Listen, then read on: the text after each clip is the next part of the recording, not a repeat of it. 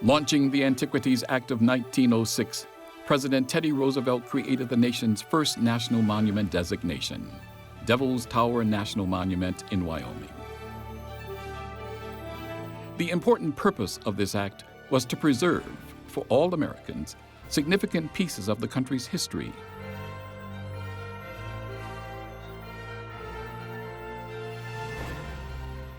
Ecology,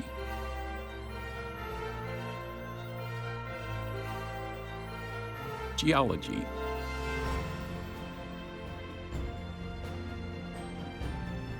and beauty.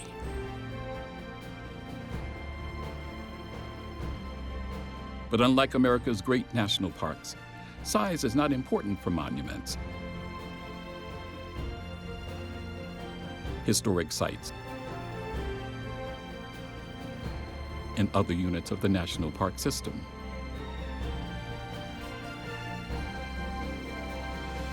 Monuments are typically established by presidential proclamation, chosen as their personal memorials of the most special parts of this great country.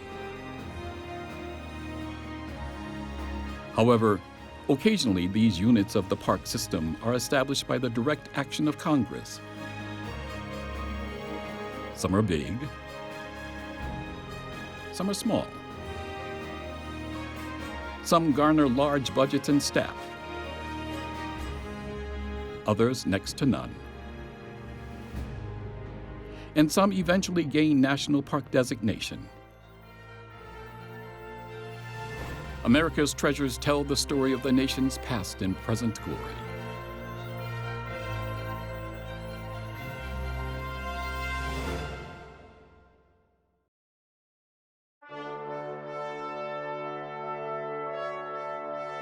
Since the first black slaves arrived at Virginia's Jamestown colony in 1619,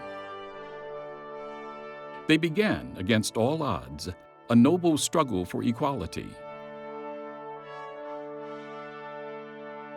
Today, nearly 400 years later, that struggle has been recognized and memorialized with the opening of the National Museum of African American History and Culture on the National Mall in Washington, D.C.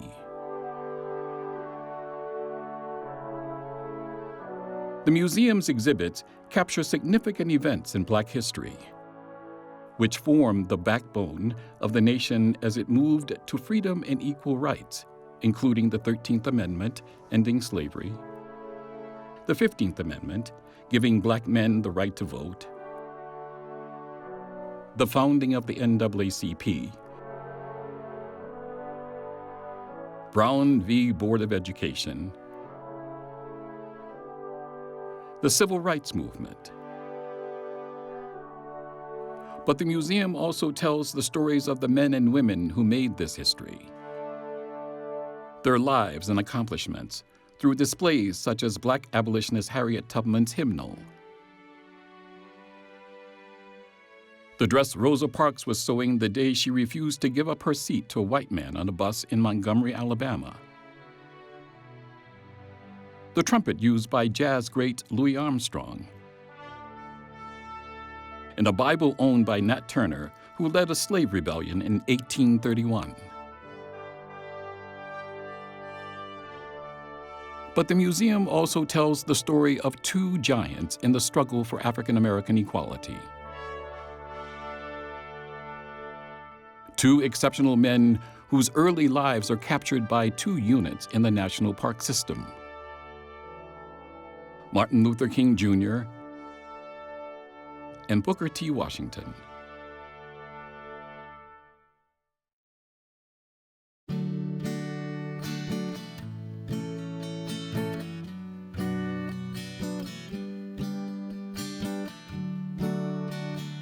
The romanticized version of pre-Civil War Southern plantation life is of large, stately manors, with hundreds of Black slaves working the fields.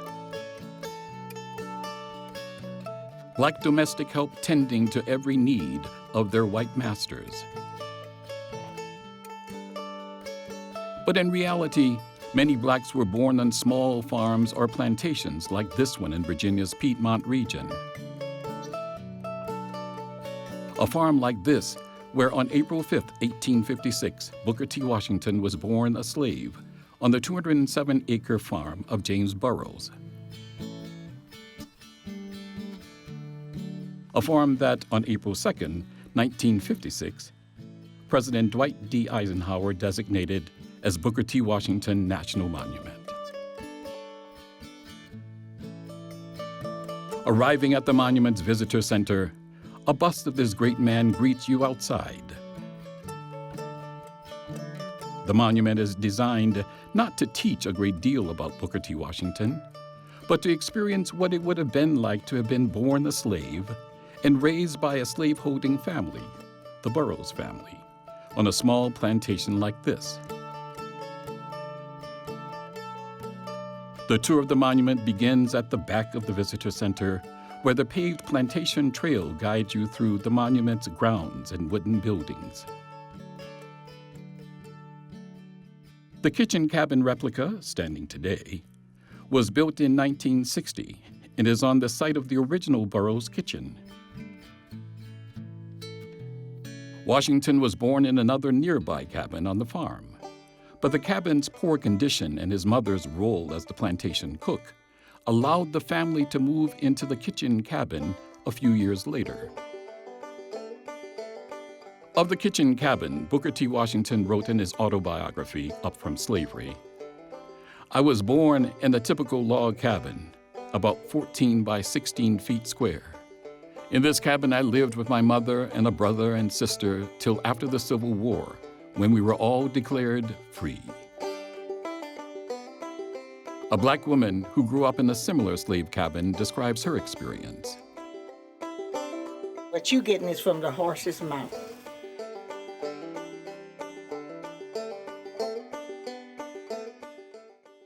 My old great-great-aunt, Tocqueville Moss was her name. And that's where she cooked. She had an old armoire in that corner. And she had two beds, just like the one you see there, there's one left. She had two beds in here, one there and one there. Them old wood beds with the posts like you see. That was the wood stove. This was the master's bedroom. They had a beautiful old antique bed with a T-stone. There, that's where she slept. And here they had the fireplace. The little private place was in here. But we restored the chimneys a lot because they were all broken down.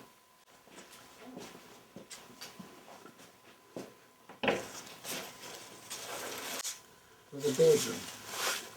Choucroute, one of the old fellows was named Choucroute. This was his bedroom. Choucroute, if you can remember. I don't know what his right name was, but they called him Choucroute. Imagine young Washington, like many enslaved black boys, performing simple chores on the plantation. Cleaning the yards, carrying water to men in the fields and corn to the mill to be ground. And when he became strong enough, working the fields under dour conditions, or cleaning the big house where the landowner lived. A house which burned down in the second half of the 20th century. During these early years on the farm, Washington was exposed to school, but because it was illegal to educate slaves, was not permitted to attend. He carried one of the Burroughs' daughters' books to the school in Franklin County, Virginia, but was not allowed to enter the schoolhouse. This deepened his desire for education. He once wrote, "I had the feeling that to get into a schoolhouse and study would be about the same as getting into paradise." Carrying his mistress's books to the schoolhouse, but not being permitted to learn, helped Washington understand race relations, labor, and education.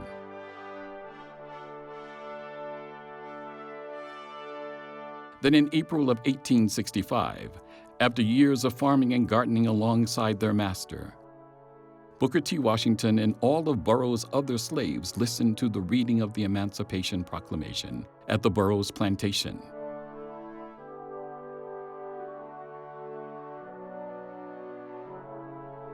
Free of the system of slavery that had for so long dictated their lives, Washington and his family soon left the plantation and moved to Malden, West Virginia, to join his mother's husband.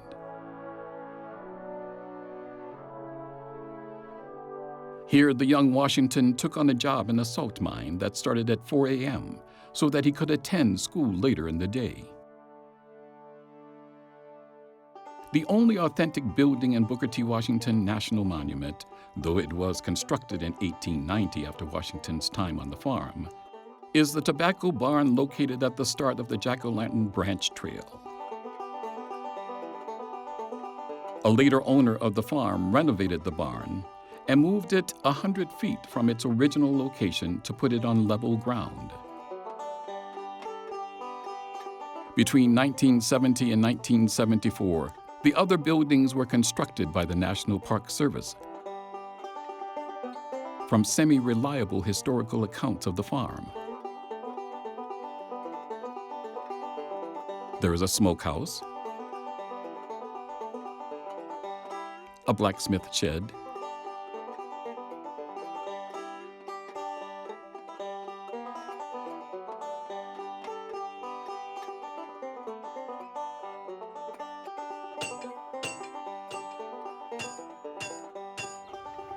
a horse barn,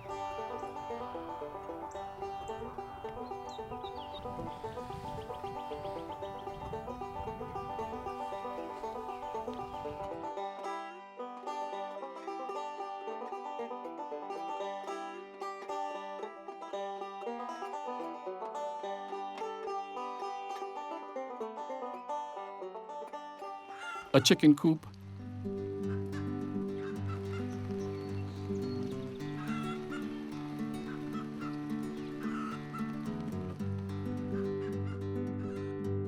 and a hog pen.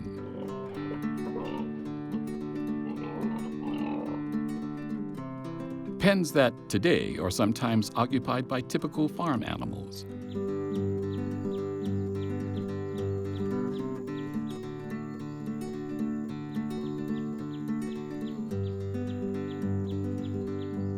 The monument is a stark reminder of the grim life experienced by enslaved African Americans.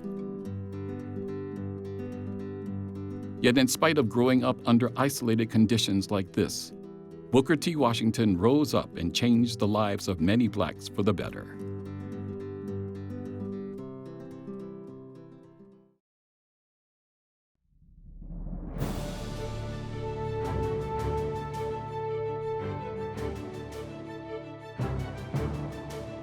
Most historians would agree he was the most influential black educator of the 19th century. Booker T. Washington was an eloquent communicator about the black experience in the second half of 19th century America.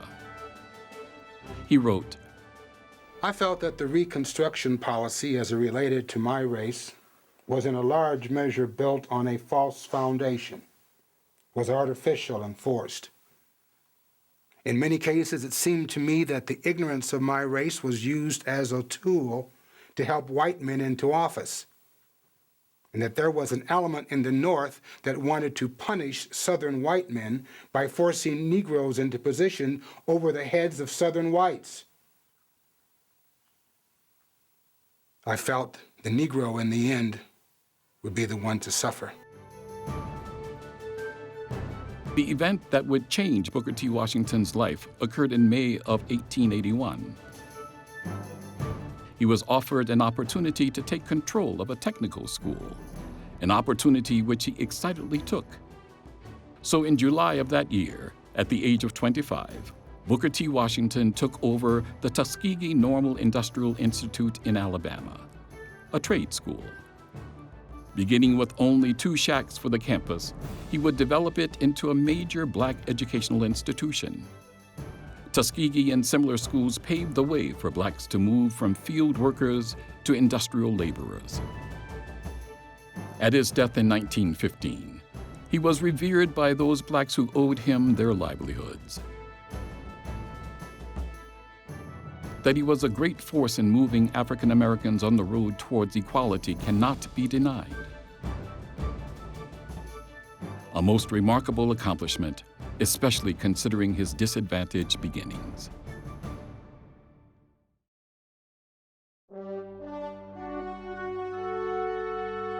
All of God's children, black men and white men, Jews and Gentiles, Protestants and Catholics. There is no greater speech on the road to black equality than Martin Luther King Jr.'s iconic I Have a Dream speech at the Lincoln Memorial during the 1963 March on Washington for Jobs and Freedom for all black men and women.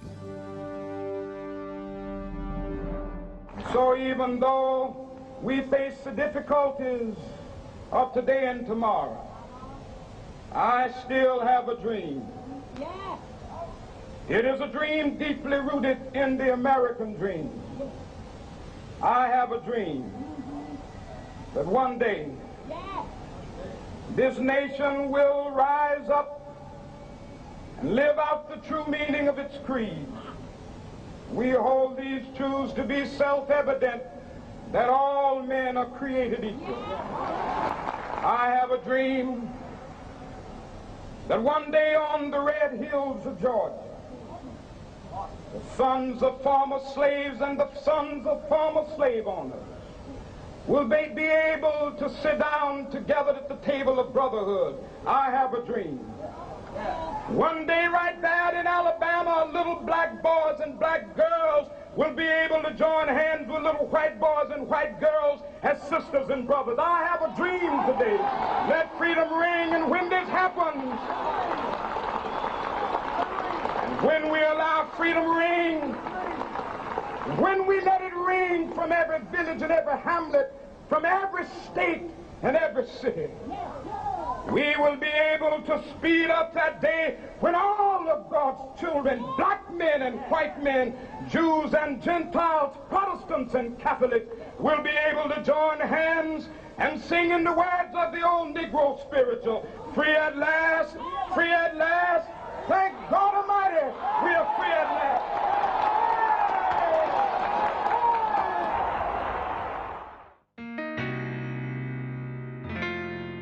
By an act of U.S. congressional legislation, the Martin Luther King Jr. National Historic Site and Preservation District, with associated buildings and gardens, was commemorated on October 10, 1980.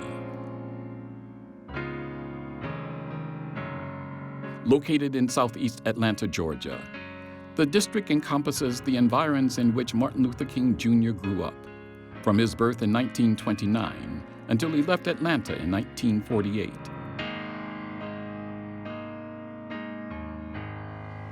Today, a walk down Auburn Avenue allows the visitor to experience what it must have been like for a young king to live and play in this Atlanta neighborhood. First, gaze at the enormous life story mural in front of the visitor center.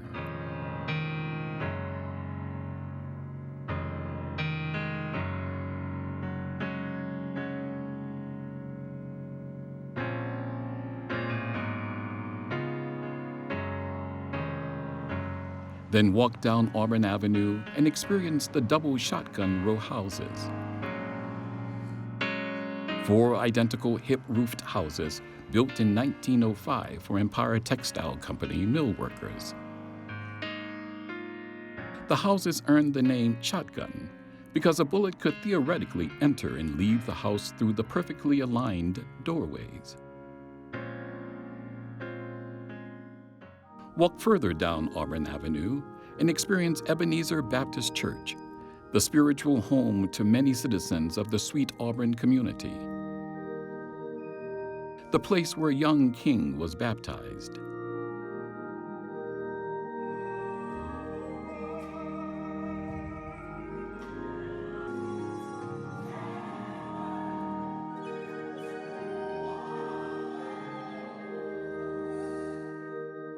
Remarkably, after giving a trial sermon to the congregation at the age of 19, he was ordained as a minister.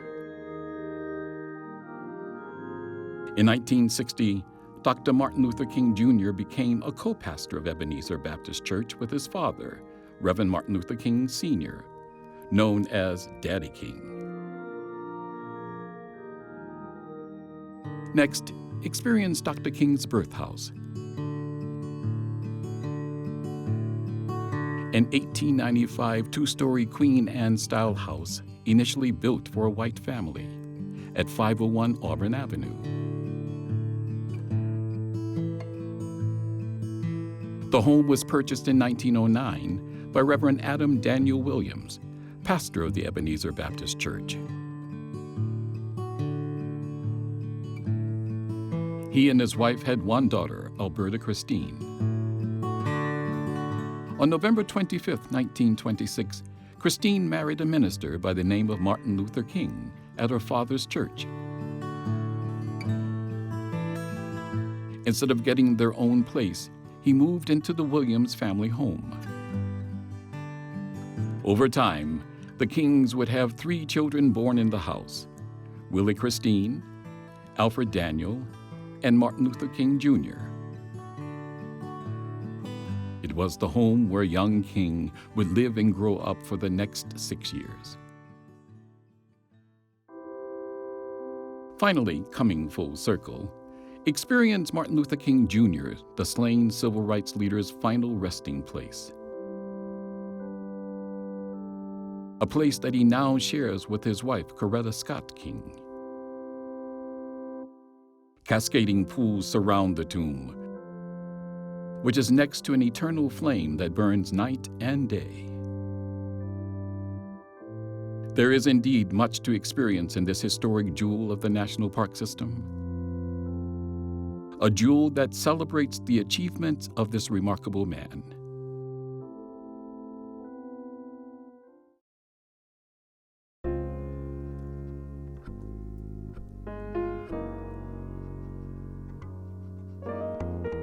Young Martin Luther King Jr.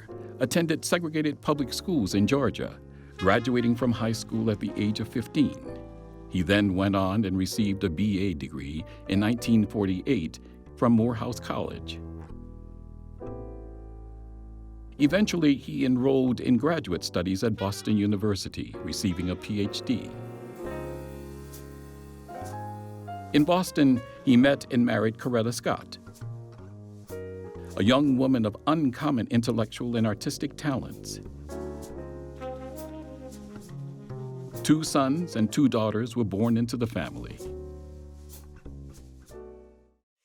After he received his doctorate degree, King was now ready to accept the leadership role in the nonviolent American Black movement for equal and civil rights. Starting in 1955, Blacks would move their fight for equality from the courts directly to the public. Martin Luther King Jr. shaped this new movement to end segregation and discrimination with nonviolent protests, beginning with the bus boycott in Montgomery, Alabama. It was the kind of protest King's idol, Mahatma Gandhi, used to liberate India from British rule in 1947. A string of remarkable successes followed the bus boycott. In the summer of 1960, young Blacks employing King's nonviolent protest strategies staged sit-ins at whites-only lunch counters in 15 southern cities. The most notorious Jim Crow laws forced Blacks to use separate facilities in bus and train stations.